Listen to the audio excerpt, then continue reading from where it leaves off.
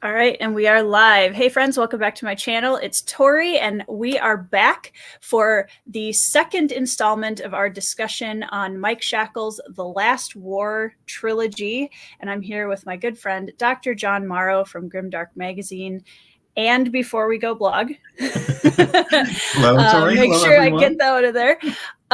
Definitely go down in the description box below and check out the links that I have if you want to connect with John. But yeah, if you want to go and check out our previous conversation, I forgot to put that in the description, but I will add it as soon as we are done here. So if you want to go watch that, you may. We'll have a little bit of a spoiler-free chat just with our overall thoughts, and then I will put up a banner that lets you guys know when we're going to start talking spoilers. So John, welcome back to the channel. Thanks so much for having me back. So first of all, if it looks like I'm in a hotel room, there's a good reason for that. Because you I are? am in fact in a hotel room. I'm coming to you live from beautiful Columbus, Ohio. I'm at a conference here. So yeah, it's such a pleasure to You're be just able traveling to, for your BookTube live streams, right? That's the real reason. Oh yes, of course. Great. Okay, right. So John, would you like to, in your own words, kind of sum up where we've, before we start book 2, where have we come from book 1? All right. So book 1 of Mike Shackle's Last War trilogy is called We Are the Dead. And this is an epic, grimdark, military-style fantasy.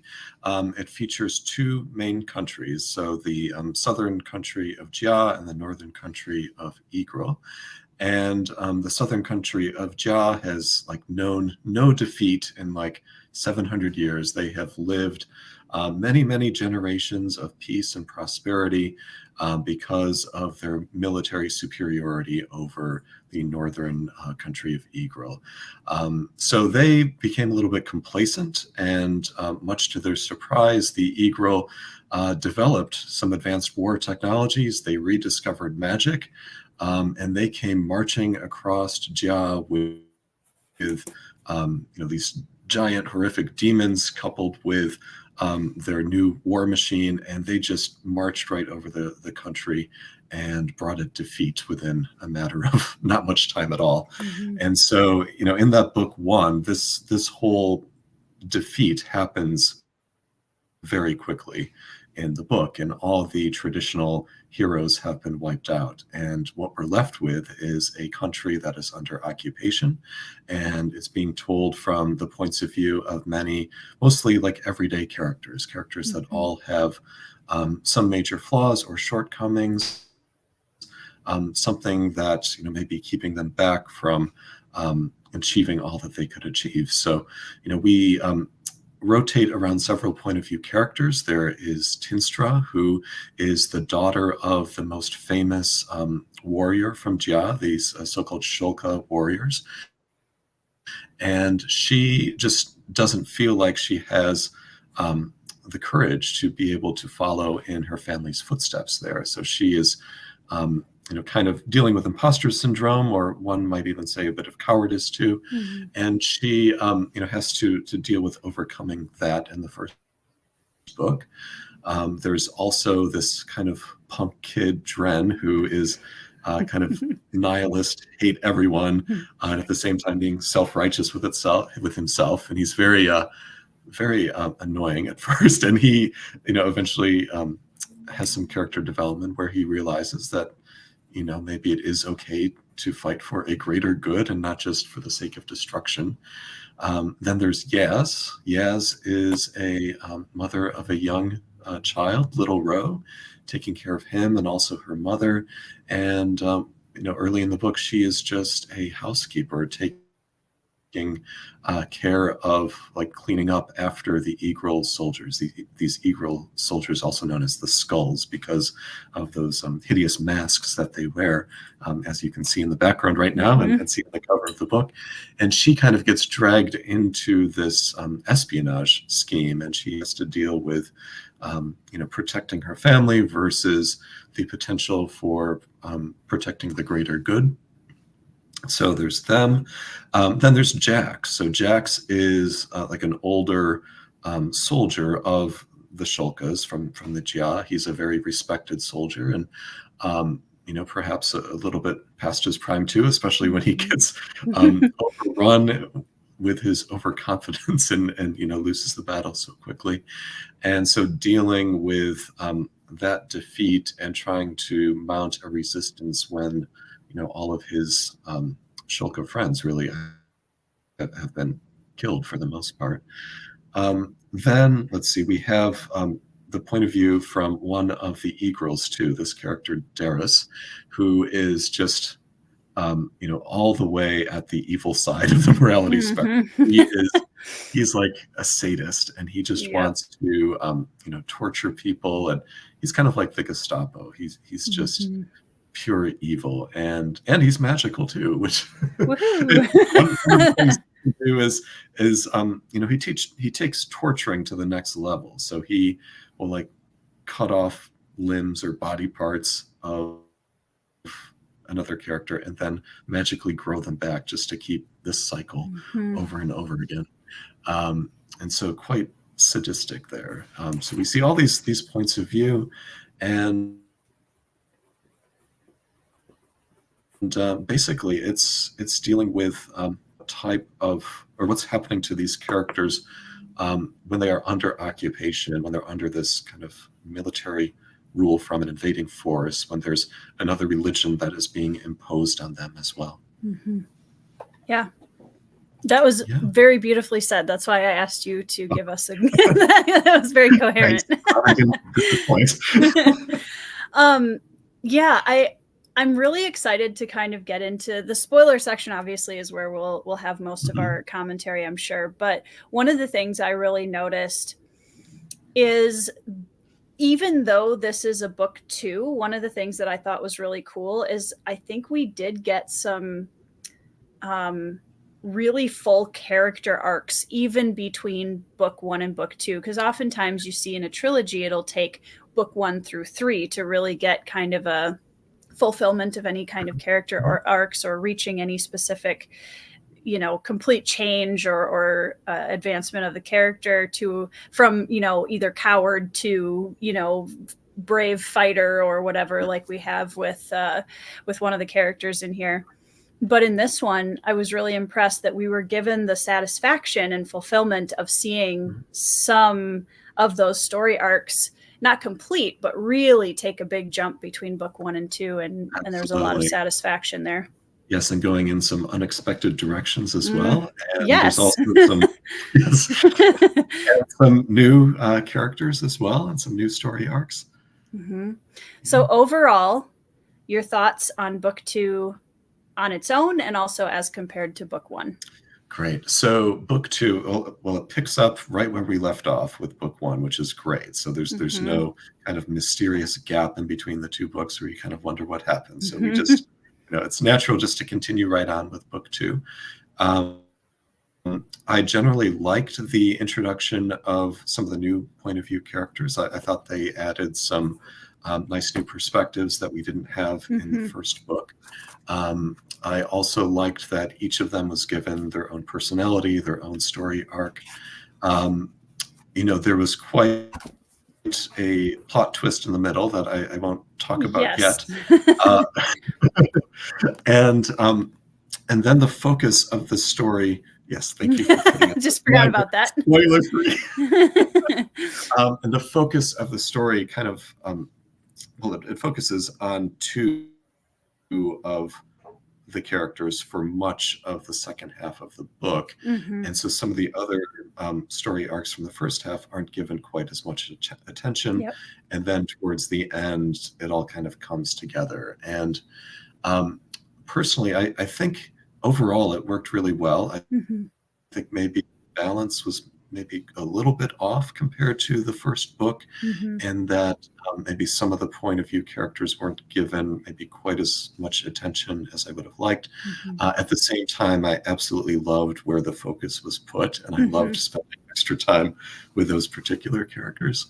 So what did you think? Is this a sophomore slump, or is this a great... No, I think, the things that I think I I love still the atmosphere that Mike Shackle creates in this story. I think, especially in the first half, he did a really great job continuing that same kind of atmosphere and tension that we had in book one.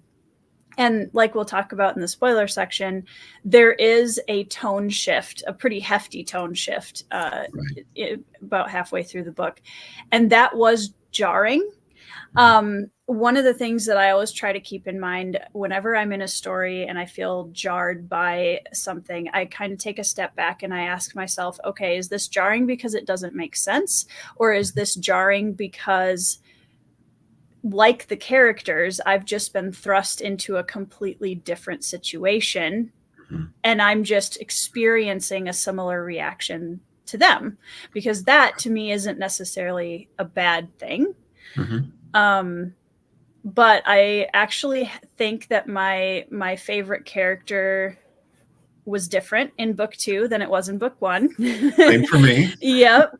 And I want to talk about a little bit I'm really excited to talk a little bit about the themes that were present in the second book, because I think there were some similarities to book one, but I also saw some new themes that I really liked or that were drawn more attention to.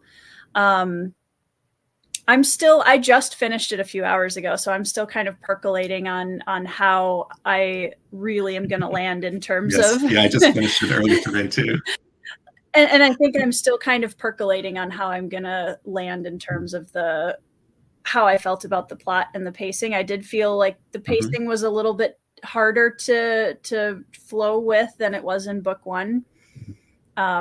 Which again, I think there's some very specific reasons for that we can talk about later. But that was kind of my overall thought of this. I think I still like book one better at this point, but I'm very heavily invested. I don't think this is it's a middle slump, sophomore slump book. I wouldn't say that about it at all. And I'm really looking forward to the finale. Me too. I mean, the setup at the end of this book, I think, is perfect for book three. And I'm eager to dive in if I can actually get a copy of book three. Yeah. So something weird happened. It's like it went out of print or something temporarily from the publisher. And I ordered a copy from Amazon over a month ago, and they kept on changing the delivery dates. And I finally got a message that it had shipped. It was somewhere in Arizona, and then a few days later that it had been damaged beyond repair, as reported by the U.S. Postal Service. And so I canceled my order. And meanwhile, I've got the broken binding order in for the special edition too. So actually, we should mention that too. That this happens to be well timed in terms of the discussion, because the broken binding is coming out with a special edition of this entire trilogy, and it looks gorgeous. Yeah, I'm very excited to get them. And that was, I tried to resist for a while. And then once I started book two, I was like, yeah, I mean, I can't imagine a world in which book three, I trust Mike Shackle enough at this point that I was really excited. I was like, you know what? I'm not that big of a special edition collector, but those were pretty beautiful. So yeah, so very excited about that. If I remember, I will also try and put the broken binding link down in the description. Make myself a note.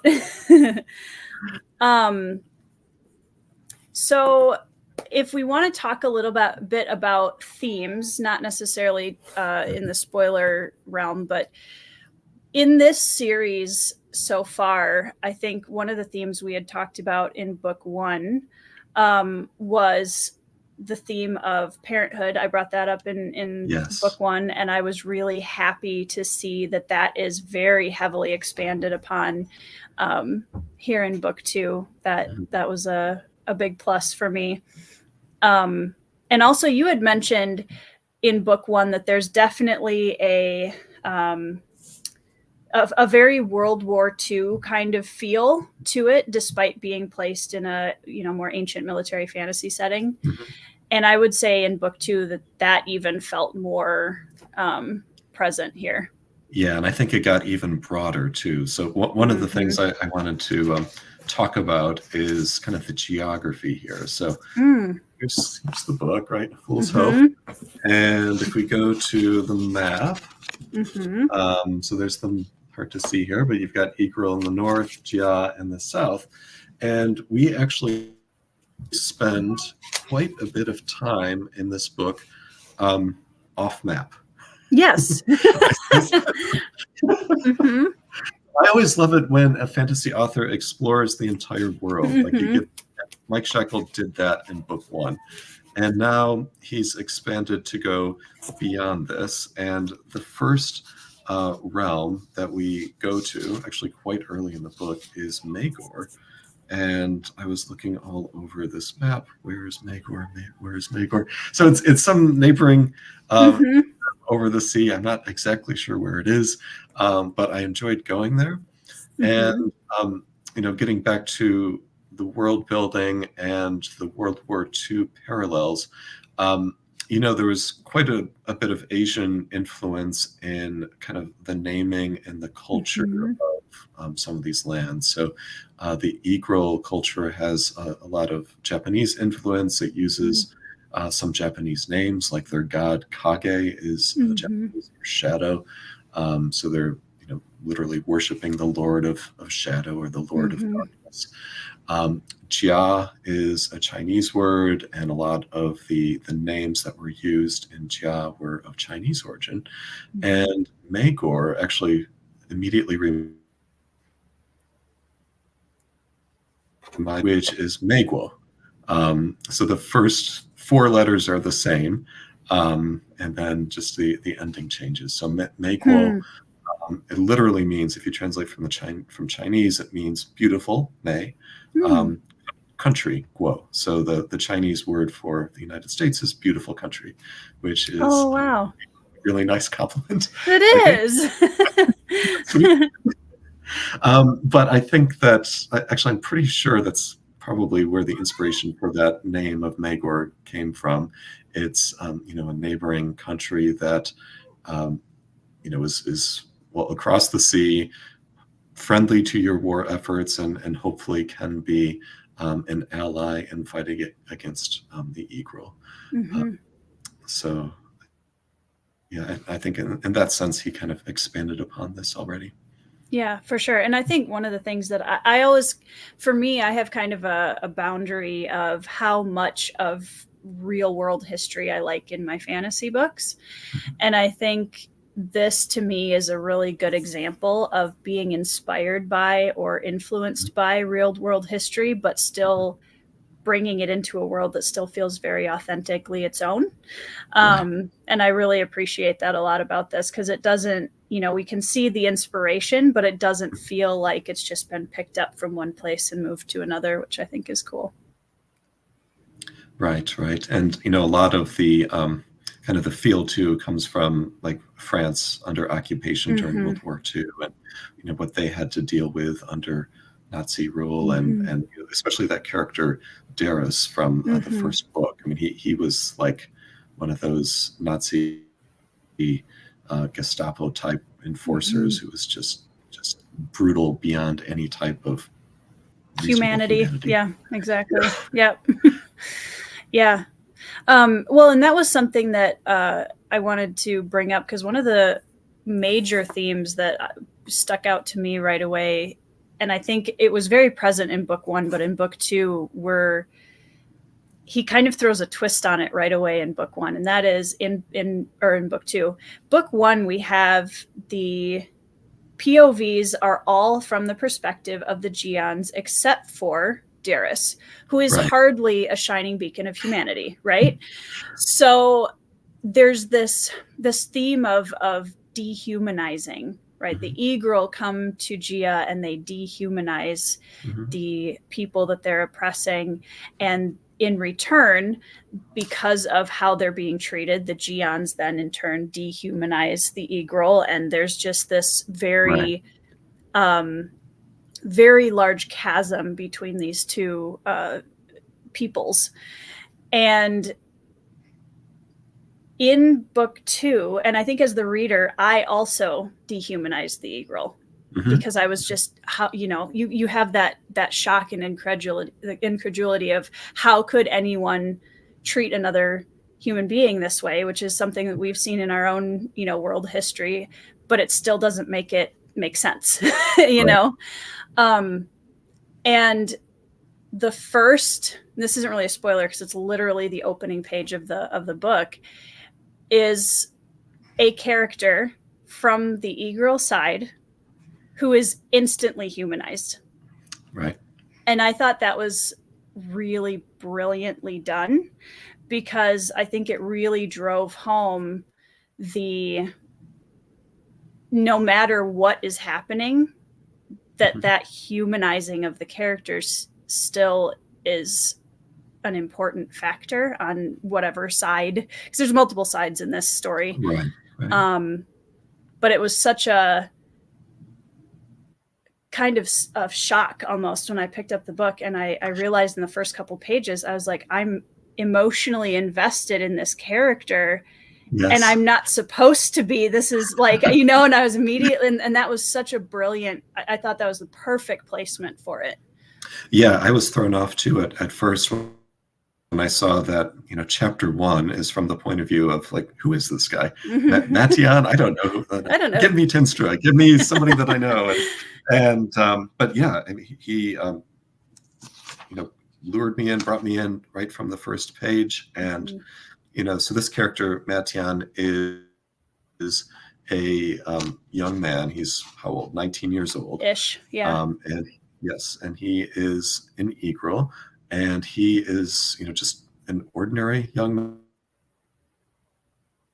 man coming from an ordinary background, who's living in a society that is so militarized, and so, basically the values of the society are being put on the individuals. And so he is doing what he thinks everyone wants of him. And what he thinks is the right thing to do is to, sign up for the e-girl army, to become trained to be an e-girl warrior, and to go, to war, join the war against the Jia, and, basically shed as much Jian blood as he can, capture as many slaves as he can for his emperor.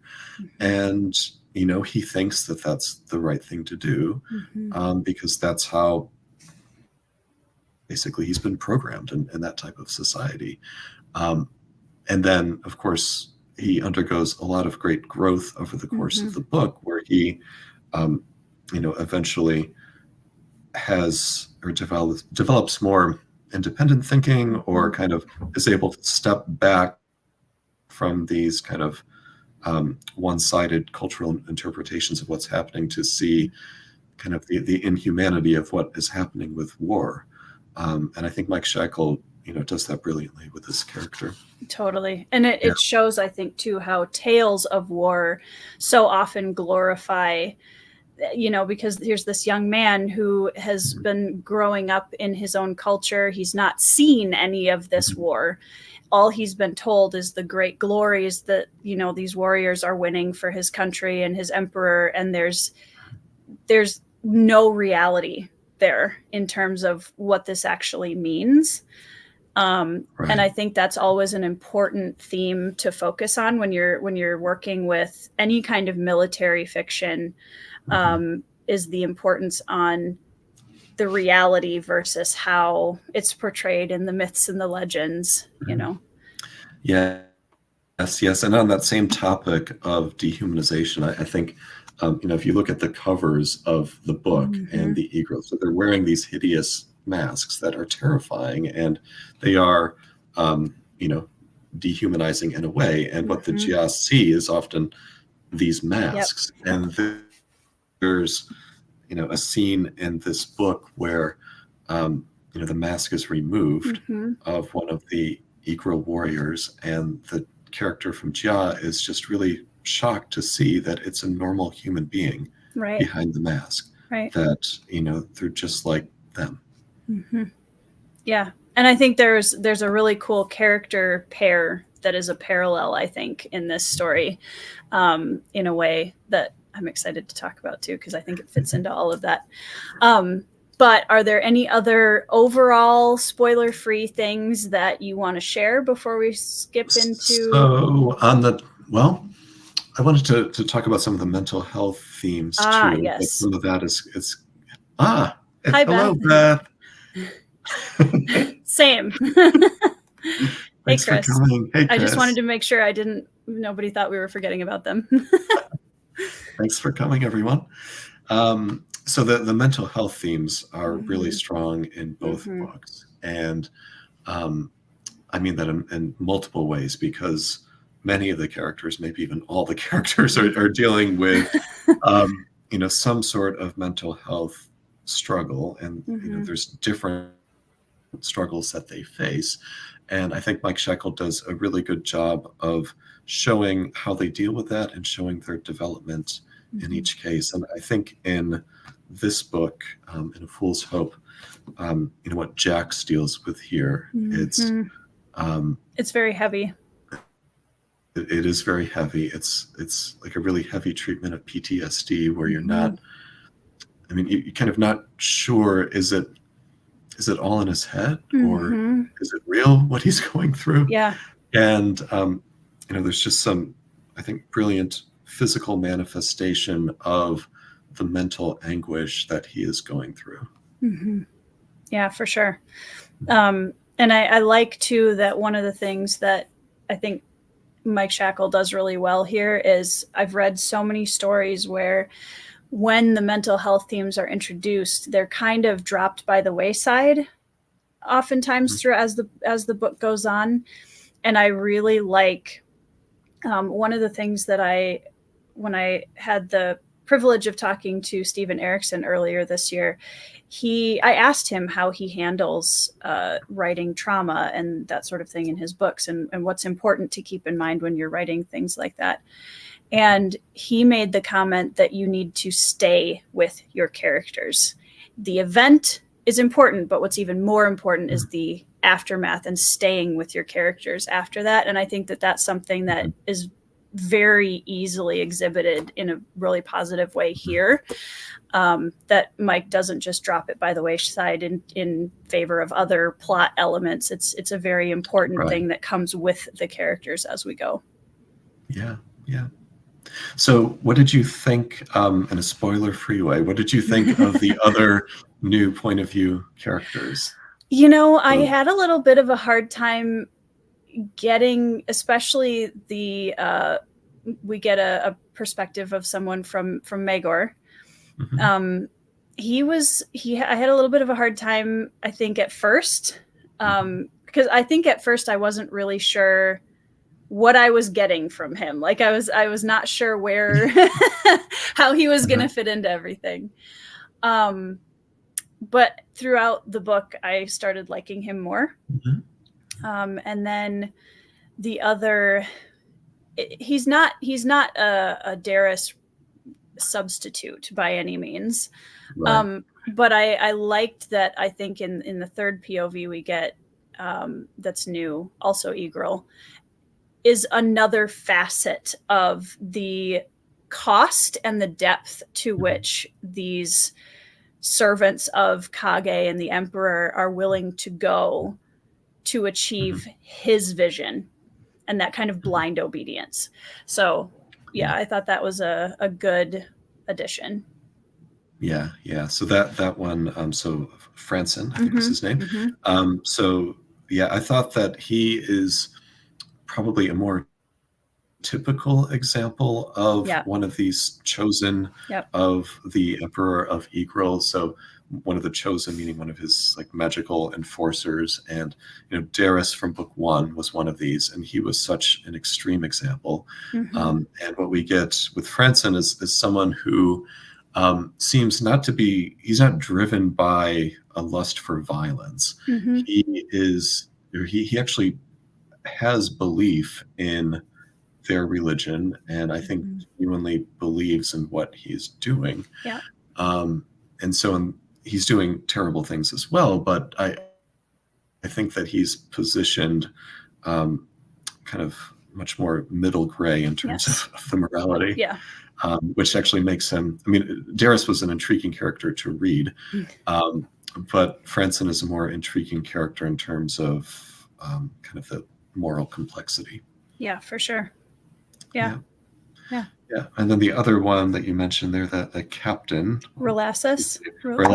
yeah. So he, yeah, I kind of wondered, like, okay, does he really need point of view status? I mean, I enjoyed him. I thought he was fun to read. He kind of was this legendary captain who has all these grand stories about him, and you know, is he really as great as the stories or not? And he, you know, he's fun to read. Yeah.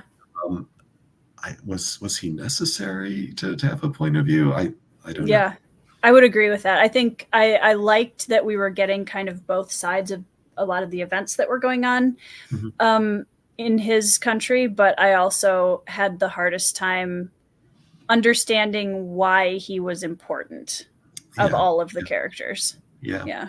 So it kind of reminded me a little bit of George R.R. Martin's A Song of Ice and Fire, where kind of as the series goes on, you kind of pick up some additional point of view characters, and you know, some of them, you know, yes, I want to have them there, but some of them you're like, okay, I don't really need this point of view from this side character. Right. Yeah. And I think, I mean, to me, it didn't really like lower my enjoyment of the story at all, but there were definitely moments where it was in his POV and I was like, okay, but I want to be in somebody else's POV and spending that time more in depth with them. So I think there was a little bit of tension in the book between kind of wanting to broaden the number of POVs while at the same time wanting to focus on two specific POVs. Right. Yeah, I would agree with that. Well, and you know, as a writer, I have to give Mike Shackle a lot of credit because 7 POVs in such a short amount of time with all of these different threads and moving parts and things going on. I'm impressed with how he juggled all of that because that's a lot. That's a lot. So, yeah. Shall we move to spoilers? Let's go to spoiler mode. So for everyone who is still watching, or if you're watching the replay, this is your warning. You can't say we didn't tell you. We are going to be shifting over to heavy spoilers and talking a little bit more about each of the characters and all of the things, and that's your warning. So if you're still here, continue at your own risk. Right. Spoiler time. That's right. So let me ask you, Tori. You are ready. The big plot twist in the middle of the book. What did you think of that? I'm still kind of conflicted, if I'm totally honest, because I completely understand that he was building up to this. I mean, it wasn't like it came out of nowhere, right? He's been building up to Zariq being the saving grace of Gia and the surrounding countries since book 1. I was not anticipating it completely taking over the storyline, and I understand working with 2 drastically different timelines, that was somewhat necessary. But it was hard for me to really immerse, I think, into that tone shift because it was so different than what we'd been in the middle of for a book and a half. I think I was actually more invested in the characters outside of the time jump than the characters inside the time jump. Personally.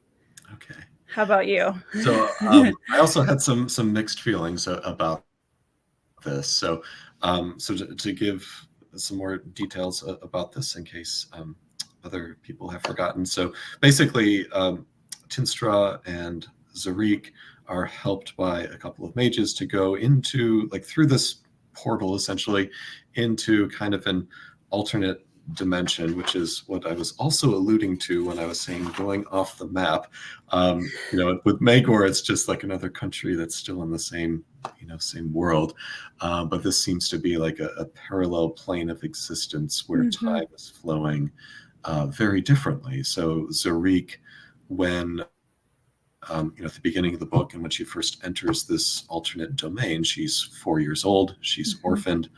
Her parents, the king and queen, are dead, and she's the queen now. She's the 4-year-old queen, and Tinstra is finding new purpose as a surrogate mother for Zariq. And basically, by stepping into this kind of magical alternate plane of existence, time flows by a lot differently compared to outside of it, and Zariq is able to age up. Basically, she's able to get a lot of training, learn her both warrior powers, magic powers, and stuff. Get tons of training, and then jump back into the regular world as a suddenly super powered Queen Zariq. Yes. And so I mean, one thing I liked about it is I actually really enjoyed the focus on Tinstra and Zariq. I was feeling a little bit like there's too many point of view characters in the first part, and I really liked focusing on Tinstra and Zariq because I think their relationship to me was the highlight of the book. I love Sarik. I love and I love Tinstra, and I love how much that they grew together. I love the relationship that they had, and that included some ups and downs. Yes. Right. So that included very realistic. Maybe not being fully truthful about some things, and Zariq also, not necessarily feeling the love all the time or communicating well all the time, and dealing with some teenage growth related stuff. And I think Mike Shackle dealt with all of that beautifully. And I just, if I were to give like my overall, what I'm going to remember the most about book 2, I think, is this beautiful relationship between Tinstra and Zariq. So I loved that part. I'm also a fan of playing with time. If it's used effectively.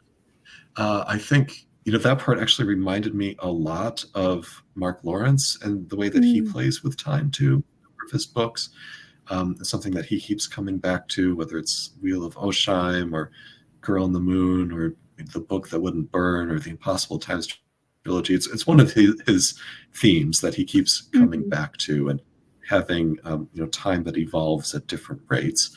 And in his case, there's always a scientific basis for that. So it's basically either a complete sci-fi book or sci-fi trilogy, like with Impossible Times, or it's a sci-fi underpinning of what is nominally a fantasy world, like what he does, The Red Queen's War, and The Book of the Ice, and The Book That Wouldn't Burn. Here, I kind of was expecting, okay, is this a sci-fi thing now in world? But I don't think Mike Shackle is going to do that. I think it's just a purely magical fantasy thing, which is fine.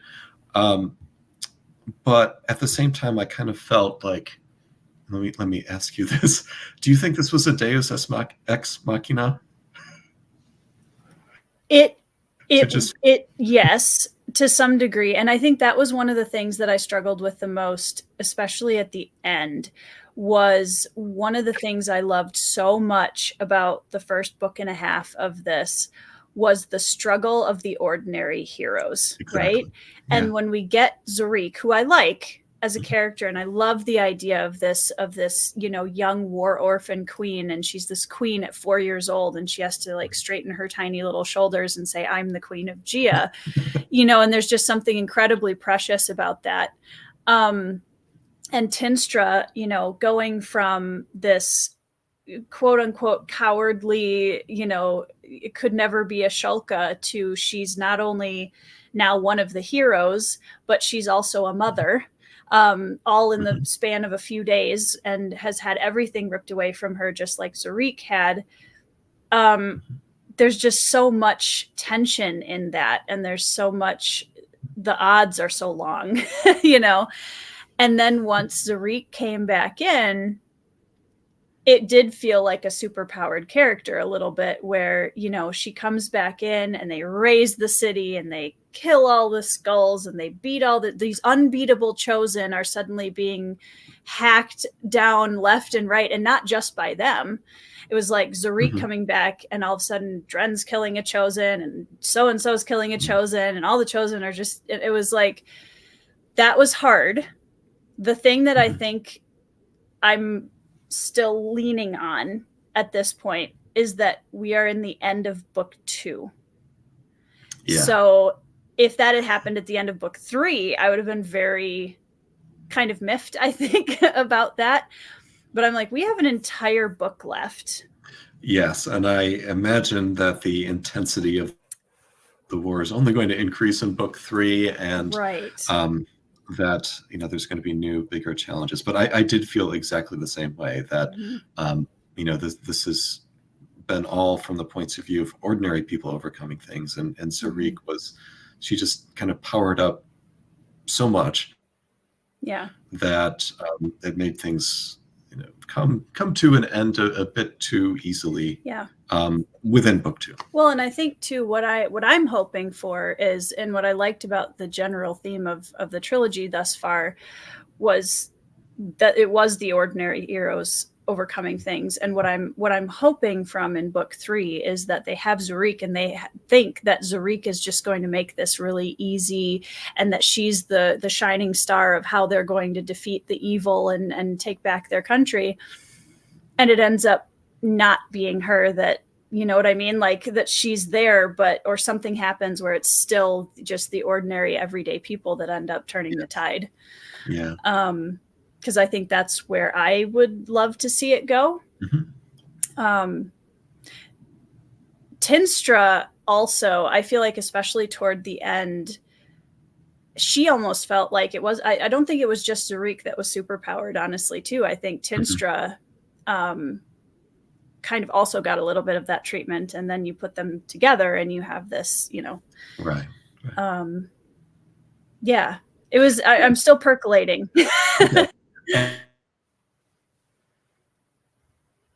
And we also have the return of a character that was deceased, or supposedly deceased from the first book, that I didn't quite believe that he was gone, and he's back. Either. So Asgard, the Lord Mage Asgard, you know, the powerful mage who is the advisor to generations of Jia royalty, who you know, supposedly was killed in the last book. And of course we meet him again in this alternate magical dimension. He's the one who set up the portal to get there. So I guess you weren't surprised that he was back? No, I wasn't. And it was funny because it wasn't in the way that I thought it was going to be, because I'm a veteran enough of fantasy novels to know that if you don't see a body, just that's a wizard, right? It's like, you know, Gandalf, you know, but the Balrog. It was a twist that it wasn't modern day Asgard coming back. It was, well, let's just go 1,000 years in the past and pick him up when he's in his like early 20s and has no idea what's going on. Yeah, it was very Merlin. Very much so. Yeah, which I like that it was that instead of modern day Asgard coming back to life and super powering up with Zariq and, you know, that kind of thing. And I actually kind of liked that he was a bit useless at the end. And I kind of liked Tinstra bossing him around too. Yeah. She's finally, and the poor guy, because she's getting her supposed vengeance on a character that he isn't yet. And so he just is completely like, has done nothing to her, and she's just got this vendetta against him 1,000 years in the future. Yeah. So that was great. I was happy to see him back. So another one of the characters from this alternate plane here was a love interest, or potential love interest, for Zariq once she got older. This boy Wax, who seems to be the only boy there, or one of the only boys there. Yes. Well, and it makes sense, you know, if Tinstra and Anama and Misa were all keeping her very sheltered, that, you know, and if they're out kind of in the country, you know, having lived in the country, there's a lot of space in between your houses when you live out in the middle of nowhere. So I can kind of understand that, but also she was going out into the town a bit. And that's one thing I'm interested to see in book 3, because after all of the very valid concerns that the Anama and Misa had about changing the timeline, we come back and everything's exactly how we left it. And I'm very curious in book 3, as they're sailing to Gia, what are they going to find there? You know, because I'm like, there's no way that they can just come back and it's fine, because they did, you know, leave a mark, and they brought Asgard with them, which is kind of a problem. Yes, yeah. So one of my favorite chapters in this book was towards the end, where Zariq goes back to Acer, this alternate dimension, you know, after fighting this battle, and she goes back to see Wex, and from Zariq's point of view, a relatively short period of time has elapsed, and when she gets back there to see Wex, how long has it been? It's been, what? 10 years? 10, 13 years, something like that. It's been an extraordinarily long period of time. And he's like, I thought you were gone forever. And, you know, I waited and I hoped, and it was that was just a really emotionally touching chapter. And of course, eventually he gave up hope and moved on and met somebody and got married and had a kid. And I love that that's how it progressed. I love that he didn't try to keep that love interest thing going. I like the way that wrapped up a lot. But that was really well done. Yeah, I really liked that chapter too. Yeah, Wex was an interesting, again, it's always hard because once you're this far into a series, I feel like any character that's introduced halfway through a series is going to be at a disadvantage no matter what. Yeah. Because, you know, you have all of this time and sweat equity in with these other characters. Exactly. I always feel a little bit of resentment too when a new character comes in. It's like, no, give me my favorites. Yeah, I already care about. Yeah, and so I feel like that wasn't any fault of Wex's, that I didn't feel as emotionally invested in him. I feel like that was not his fault. He seems like a nice young man. He seems like a nice guy. Yeah, we like Wex. Yes, we do. We do. Yeah, and also bless his heart. Like, he's one of the things I do love that Mike included in this is that he's with this woman who is very clearly exceptionally powerful, right? And she's just got all of this magical ability. And when she goes back to the villa and she's about to leave, and Asgard stands up, and she thought it was somebody else, and she's a little startled. And Wex comes running in with this tree branch, and he's like gonna run into the face of danger to try to help protect her. And, you know, and it was very sweet. Yeah, it was very sweet. Yeah, that was great. So what about Jax? How did you like his character arc? Jax was hard to read in this book because you so desperately want him to find himself again. But I think it was a really powerful exploration of Jax. Kind of felt like he was in a bubble outside of everything that was going on, which I think is a testament to how well Shackle is handling the PTSD aspect of his mental illness. Because that's exactly, you know, what PTSD often feels like, is that you're encased in this bubble you can't get out of, and the rest of the world is just going on outside of it. And I thought that was written in a way that all of Jack's chapters felt like we were kind of stepping inside that bubble with him.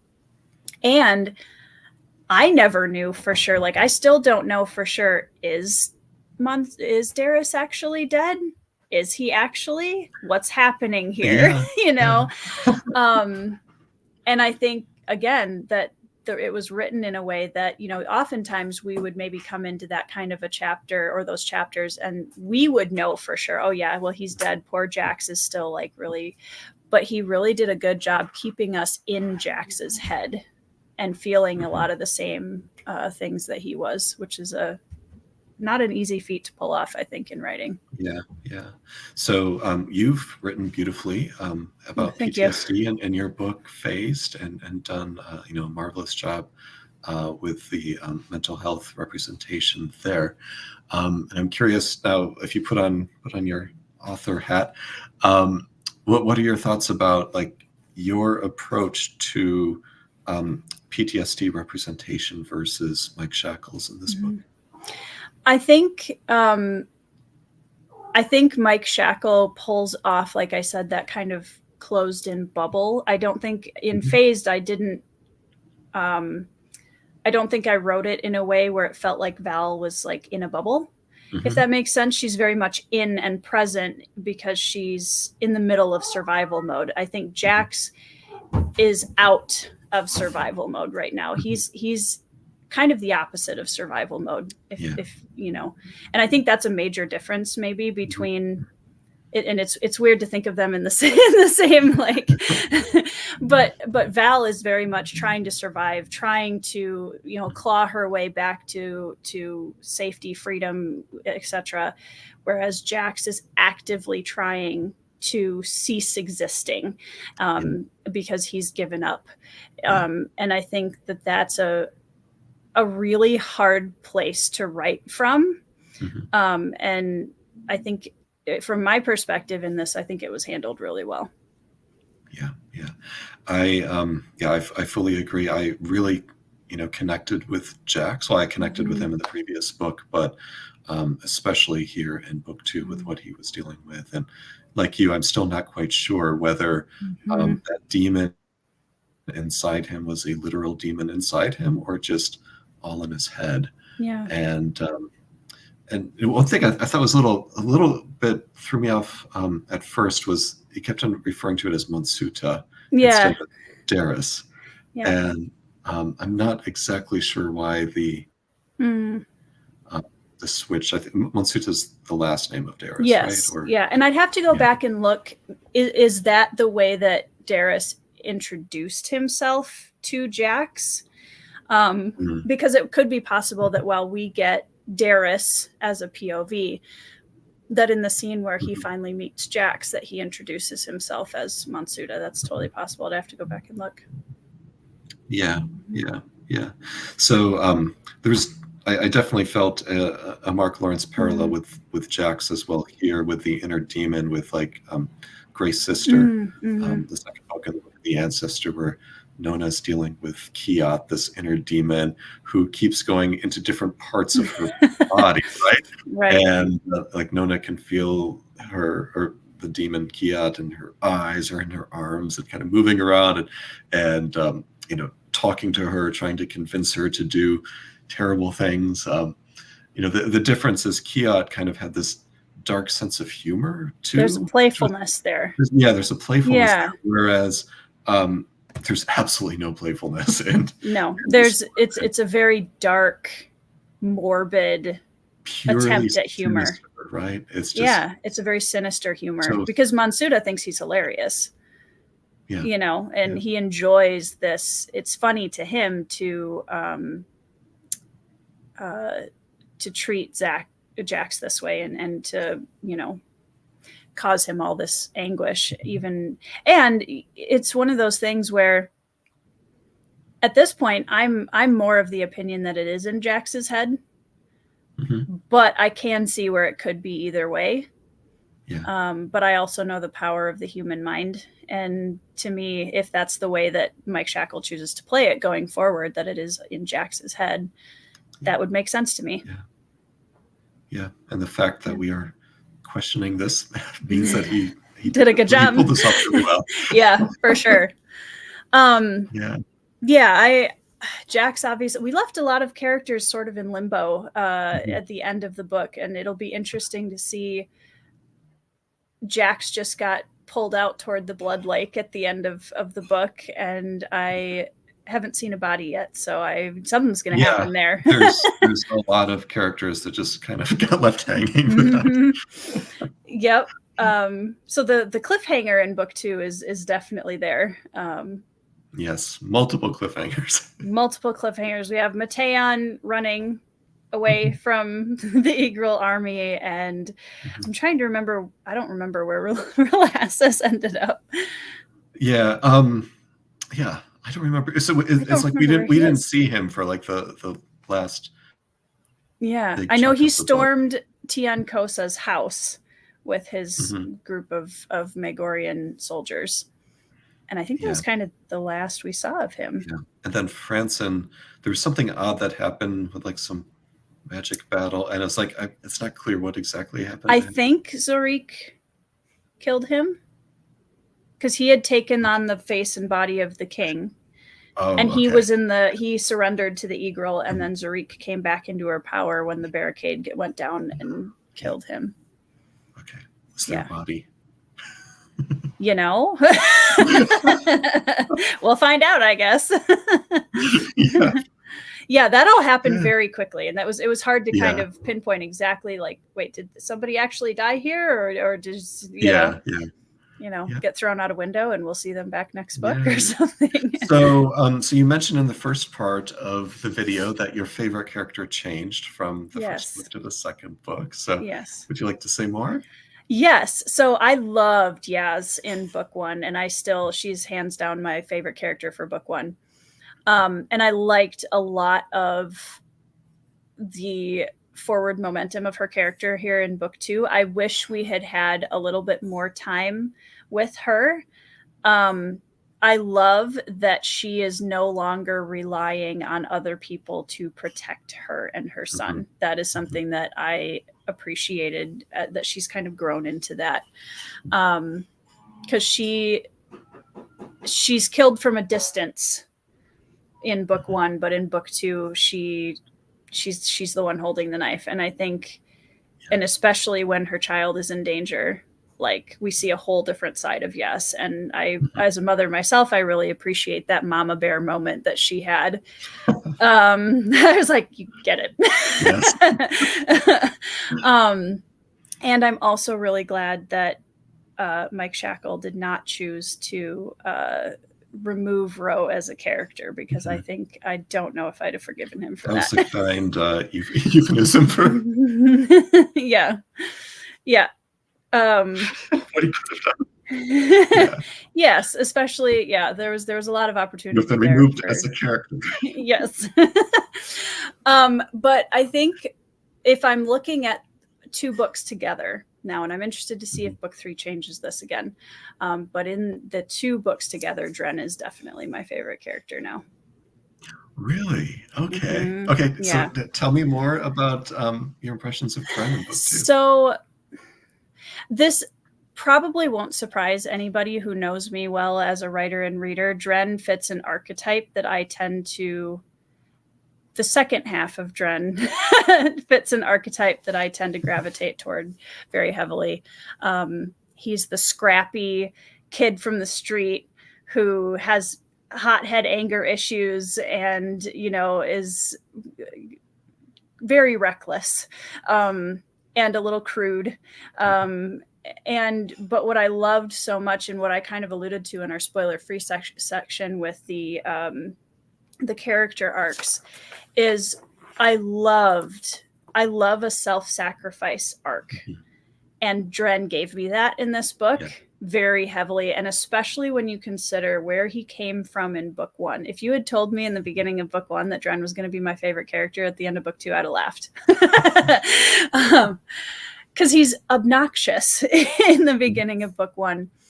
But when you see him go from a character who is only thinking about his own selfish revenge and his desire to see vengeance on these, oppressors of his country, but he's not factoring in any cost or consequence to the people around him. And he's willing even to intentionally put these other people in harm's way, to the end of book 2, where he literally arms up and walks into the camp and knows it's essentially a suicide mission. And he's like, I'm going to do something for them to help. It's the last thing I do. I want to do something good for other people before I'm gone. And when he walked into that camp, that was probably one of the more emotional parts of the book for me. And just like, you're heartbroken, but you're just like, go get him, kid, you know? Quite a change. I mean, he's always been involved with these suicide bombings, but previously it was him recruiting people to go send somebody so that's a else. big full circle. It was just for the sake of destruction. And now it's for the sake of saving other people. Exactly. So with him, again, I didn't see a body. And I have this desperate hope that in book 3, somehow something happens to save him. I don't anticipate that, because at this point he's probably buried in rubble somewhere. But but there's an entire book left, Tori. I know. I have no idea. Like the end of book 2 almost feels like a very quick ending that we would expect from kind of a heroic epic fantasy, where we have the super powered, the young monarch comes back to their throne and wipes out everybody and takes back her kingdom. But we have a whole book left. Yes. And that's what is like, okay, so Mike, a girl can dream, Mike. Okay. That is that's my assumption. I will feel a little bummed just because I feel like I didn't get that closure really with Dren. I wanted to be with him till the end. You know what I mean? So, yeah. And what do you think about his love interest there? I like her. I think that kind of came out of nowhere. I felt like it was a little bit, not that it was unnecessary, but it wasn't, there wasn't enough of a foundation for it, I think is what I felt. I would have been totally fine with him having this love interest, but I didn't even remember Ange as, was she a character in book 1? I don't remember her being. I don't remember at all. So for me, it was basically like, and here's this character, and Dren's very much in love with her, which felt a little bit just kind of sudden. Yeah, it kind of came out of nowhere. Yeah, and I wasn't mad about him having one. I just feel like that could have been done a little bit more solidly. It was nice to see him being loved by somebody, like actually loved by somebody, because I think because I was appreciating his character so much through the book, I wanted that for him, but I would have liked to see it done a little bit more intentionally. Yeah. So you and I shared the same favorite character from book 1. I was also a huge fan of Yaz in book 1. Love Yaz. Loved her relationships with little Ro and her mom, and how she grew and kind of got drawn, unwillingly or willingly into this world of being spy. And she kind of, in book 2, she starts off with, thinking that they're dead, that her family's dead, and just having this horrible grief. And then, of course, that they're not. And then having little Ro taken from her and doing what she needs to do to get him back. And she goes kind of full-on gangster mode in book 2 with great. And she reminded me of a bit of Shay from Jade City. Yeah, I can see that. Read. Yep. Where, Shay, Fonda Lee's book, where Shay kind of wants to lead a normal life, right? away from her gangster family, and yet she just can't quite get away. And, eventually she embraces it, becomes the weatherman for her gang. And I see that same type of arc here with, And I think Yaz is definitely still probably my second favorite out of everybody. I actually did really like Mateon as well for a lot of different reasons, but I still really love Yaz. And I think what I loved was seeing her take that shift from reactive to proactive here at the end of book 2. And the fact that she's now literally a gang boss. And it kind of made me think, like, have you read Priest of Bones by Peter McLean? No. So No, I I'm have kind not. of waiting for like a Thomas Piety moment for Yaz in book 3, where she's just got this like the weeping men, and she's this, you know, give Yaz, if she shows up with a tear on her cheek in the next book, or, you know, I wouldn't be mad about it. I love this idea. Yeah. So Yeah. So I still love Yaz, but my favorite character in book 2 actually diverged from yours. Tinstra became my favorite in book 2. Tinstra and basically her relationship with Sarik and how that grew. There were just so many touching moments there that and I really liked the focus on her in the second half. So yeah, she became my favorite. So would you say she's your favorite in book 2 or favorite overall now? She's definitely my favorite in book 2, and I would say, yeah, she's probably my favorite overall at this point. Cool. And maybe that's just because she was given more page time than anybody else. Yeah, I'm curious to see, once we get to our book 3 discussion, it'll be fun to see, okay, at the end of the trilogy, who ends up being, you know, is it the same character or does it shift again? Yes. Yeah. Let's see. We've kind of covered pretty much everything I had on my list. One of the things that I noticed that kind of perpetuated the World War II feel of this were when the Daijaku, the flying demons in the story, come in toward the end in Kyosan, or in the middle-ish, and they're dropping bombs everywhere. And it's just this, you know, the city is reduced to rubble in minutes. And people are, you know, fleeing into the sewers and fleeing up into the mountains. And that really, I think, accentuated that that kind of feel very heavily. Yeah, I agree. And what did you think of Mike Shackle's writing in book 2? Still very, I really appreciate his ability to create an atmosphere. That was something that I noticed and really loved in book 1, and especially in this book. We still get that same atmosphere, and there's that continuity. And when we have the switch over to the time travel jump back with Zariq and Tinstra, I think the atmosphere very heavily shifts. And it, you know, we're still given this kind of underlying buzz of tension, kind of, there's a kind of live wire underneath everything, but it's almost like you take a breath as a reader. Which is, I'm sure, how the characters, well, not Tinstra, but everybody else was feeling as well. Does Tinstra breathe ever? I'm not sure. Yeah.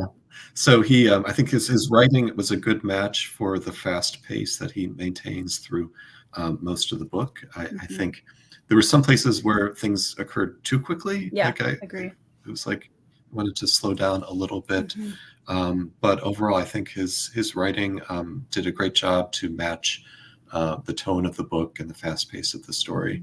The only thing that kind of irked me a little bit is that I noticed there was a tendency at the ends of a lot of the chapters where, like, the last word or the last sentence is either something exploded or someone exploded or something goes black. It's like, or blackness or darkness. Yeah. Well, and I think there's when you're ending chapters, there's that very fine balance, and you and I have talked about this a little bit. There's that very fine balance between keeping your reader engaged and wanting to turn the page, and just constantly hitting them with those really sudden cliffhangers over and over and over. And I did feel like there was a lot of that in this one as well. I do think there were so many things that there was a lot packed in here. And I think that was, even when we go back in the time jump, you know, we have this little heist moment where Tinstra is lifting books from a nobleman's library. And we have the side little subplot of young love with Zariq and Wex. And we have all these different things. And then we have Tinstra, you know, sneaking the Chikara water from Manama.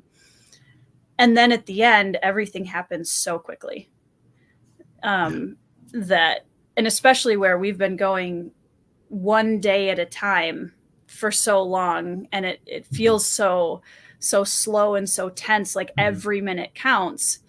It seemed, I think, a lot faster at the end because of how he'd written up to that point. Yeah, agreed. And what did you think about the use of magic in book 2 compared to book 1? I tend to be, and this is a very subjective opinion, I think, but I like to err more on the side of a light magic system, where sometimes I feel like too much magic starts to feel like that's what the story's about. And I think that kind of goes along with what we were talking about earlier with the super powered kind of nature of the end of the book. Because up till that point, this lopsided balance of magic between the Egrill and the Gia was actually, I think, done really well and in a very interesting way, because how do normal people fight against people that have magic, and how is that even possible? And they have to struggle so much harder for every little inch that they gain.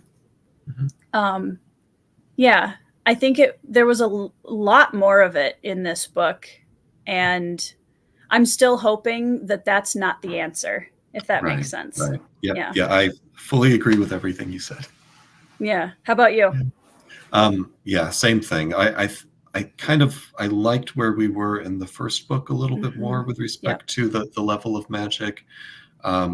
It wasn't really a heavily magic driven type of plot, but then in book 2 with Zariq powering up and stuff, it sort of became that way, almost like, okay, magic is the solution to the problems. Right. Yep. And so that was, as much as I love to see Zariq grow and learn those powers, it did become a bit too easy, I think. But we shall see what happens in book 3. That's the thing. I'm hoping, and I'm looking for a heavy subversion of our expectations. And I think if that's the case, that it's gonna